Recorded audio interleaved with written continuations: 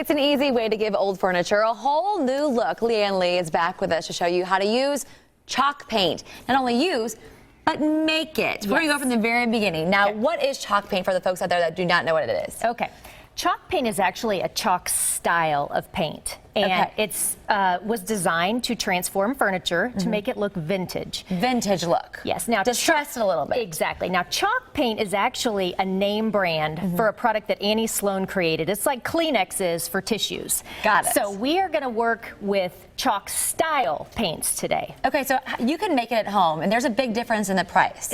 Definitely. Okay, yes. so how much does it cost if you were to go out and buy chalk paint? So if you went out and bought Annie Sloan's chalk paint, it runs $34.95 a quart, which is $170 a gallon, which in paint world is crazy. Very expensive. Crazy. Right. So as a decorative painter, I wanted to find a way to make a chalk style paint less expensive. So I've got 4 recipes here that I would love to show you. Let's get mixing. Okay. We've got our gloves on. We're ready to go. We are. So the first one we're going to do is calcium carbonate. Okay. And so you mix calcium carbonate, 1 part latex paint.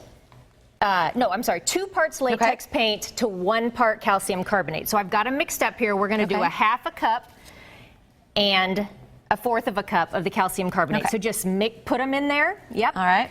Now, what's the price of this? Okay. For you to make? Here's the pros and cons. It's $16.99 for a big container of this. The con to that is that it's not that easy to find.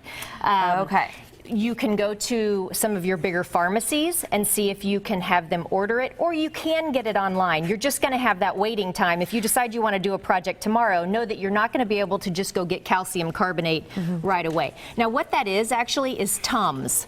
Calcium carbonate makes Tums. So that's what this is, and you're just going to stir it up as good as you can. Now, I know it looks kind of thick and lumpy. It is thick and lumpy. Now, what I'll say about it is this particular one has a very good shelf life. So you could mix up as much as you wanted of this, and then it would last for a long time. Okay, so that's good.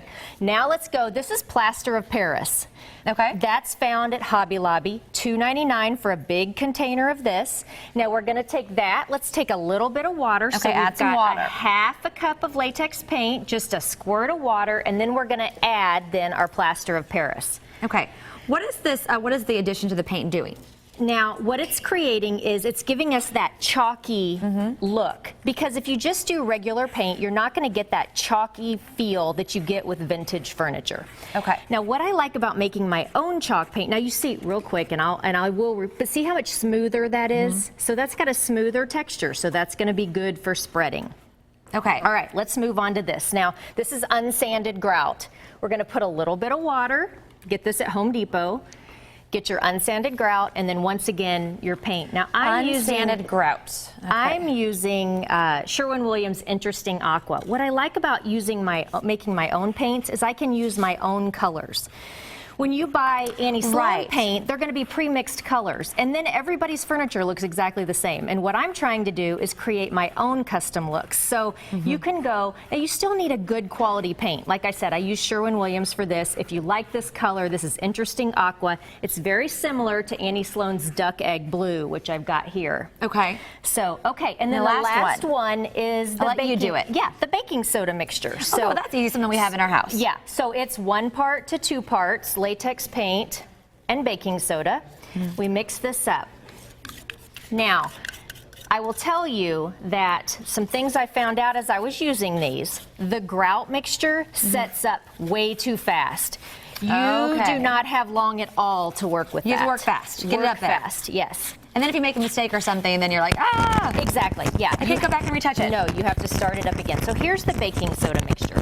So what I found out when I spread these out across the board is I really like the calcium carbonate the best. It may be a little harder to get, but it's definitely worth it. Plaster of Paris was probably my next favorite. It was smooth, it went on nice, 1 coat coverage. What I found with the grout, you know, the shelf life wasn't long enough. I couldn't get through a whole dress or a whole project with that without having to mix up a new batch. Start over, so I didn't like that very much. And then the baking soda, it was okay, but if you notice, it's got a very granule feel. So if you're really distressing the piece and you're okay with it having a rough texture, you can go with the baking soda. But my pick would definitely be calcium carbonate. Calcium carbonate. There you go. Your recommendation. Yes, we definitely. listened to you. All right. Well, Leanne shared her instructions for making chalk paint. You'll be able to find them on kclive.tv later on this afternoon, and then we'll learn how to actually paint with the chalk paint later on. Next segment, we're going to do distressing furniture. Fantastic. Thank you so much, Leanne. Thank you. All right. How